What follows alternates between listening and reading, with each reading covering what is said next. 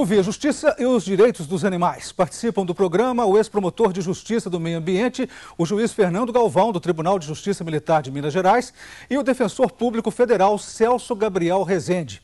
Vamos abrir este bloco com o Povo Fala em Belo Horizonte. Como a população vê a agressão e a tortura contra os animais e a opinião sobre o que deve ser feito para combater esta violência.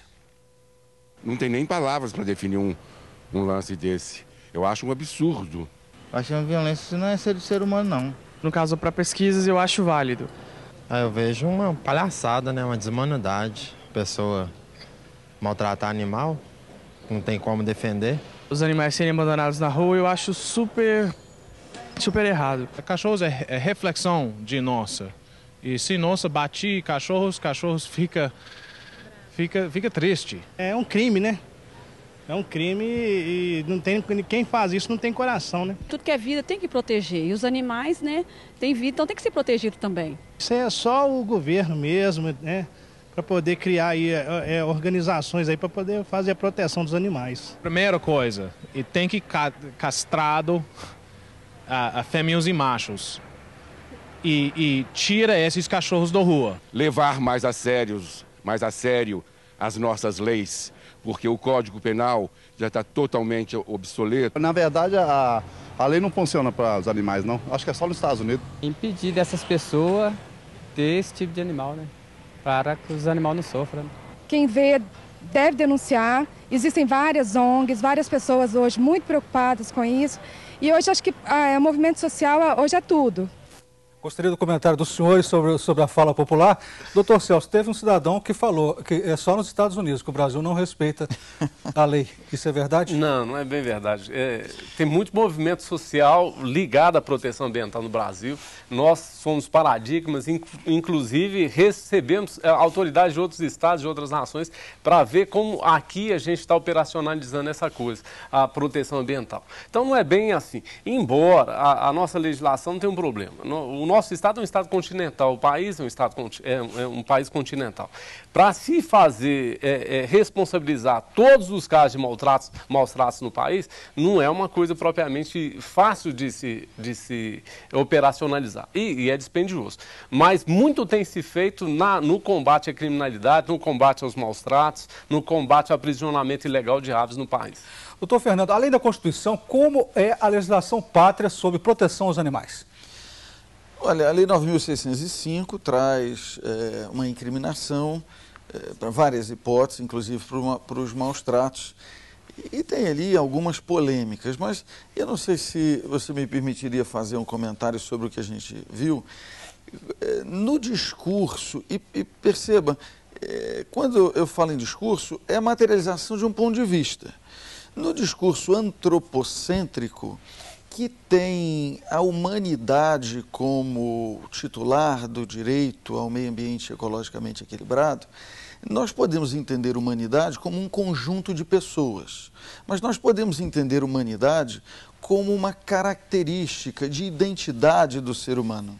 Nessa perspectiva, preservar essa característica de humanidade é preservar esse bom sentimento na relação de respeito com o animal, de não permitir o sofrimento. Quer dizer, isso é manifestação de uma perspectiva que me parece muito positiva da identidade do ser humano. O que me pareceu comum em todas essas manifestações, ou pelo menos de um outro ali que era mais prático com a perspectiva de castrar e etc., mas a ideia é que o ser humano fica afetado quando ele vê o maltrato com o animal, o sofrimento do animal o afeta, não é? Nos seus sentimentos de bondade, de respeito ao outro, ao sentimento à vida, não é? Ao respeito à vida. Doutor Celso, a legislação brasileira de proteção é dispersa? O senhor acha que ela é eficaz? Legislação brasileira. Olha, que é dispersa tem vários diplomas legislativos que tratam do tema. A principal lei é a Lei de Crimes Ambientais. A quantidade de pena que se atribui para um crime ambiental não é muito grande. Hoje vai para o Juizado Especial de Pequenas Causas e acaba em transação penal, em prestação de serviço à comunidade, prestação de reparação ambiental. Mas a gente precisa pensar que o ordenamento jurídico precisa proteger todas as relações humanas.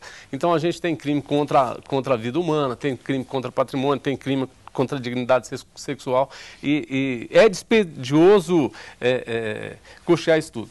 Com relação ao que foi dito, a gente imagina que a preservação da característica de humanidade é essencial. Nós somos seres sociais, a gente precisa viver em grupo, a gente precisa viver em sociedade e preservação de valores que permitam essa convivência pacífica é extremamente importante. Os maus tratos precisam ser reprimidos, porque os maus tratos contra os animais acabam redundando numa prática que vai resultar em maus tratos contra o semelhante, em crimes contra o semelhante. Doutor Fernando, o senhor falou da Lei 9.605, de 13 de fevereiro, né, de 98, que tipifica como crime maltratar animais, mas a gente tem também o Decreto Federal 24.645, de 34, que ainda está em vigor?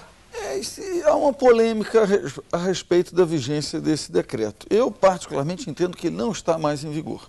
Houve sucessivas leis que revogaram, quer dizer, há um entendimento que me parece que inadequado, que diz assim, a lei que revogou esse decreto trouxe esse decreto novamente à ordem jurídica. Esse é um fenômeno que a gente chama da repristinação, e essa repristinação tem que ser uma coisa expressa, não é possível que a gente faça construções assim para ir resgatando pontos de vista anteriores.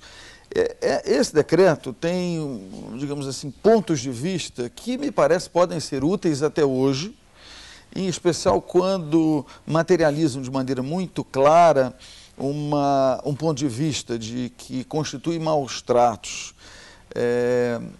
as rinhas, por exemplo, a briga de animais, não é? E aí nós vemos que isso tem uma afetação cultural, quer dizer, principalmente em Minas Gerais, há localidades ou pessoas que ainda fazem essa prática, não é, da rinha de galos.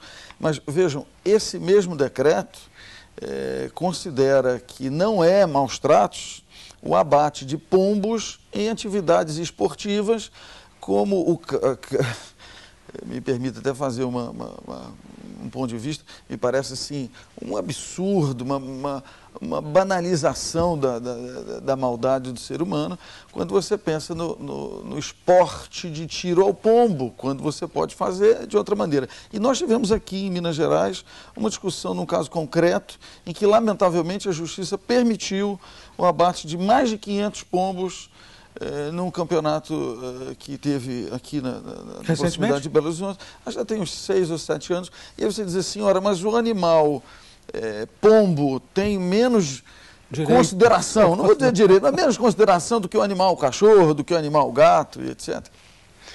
Ouve a Justiça faz agora mais um intervalo e voltamos em seguida com o bloco final do programa.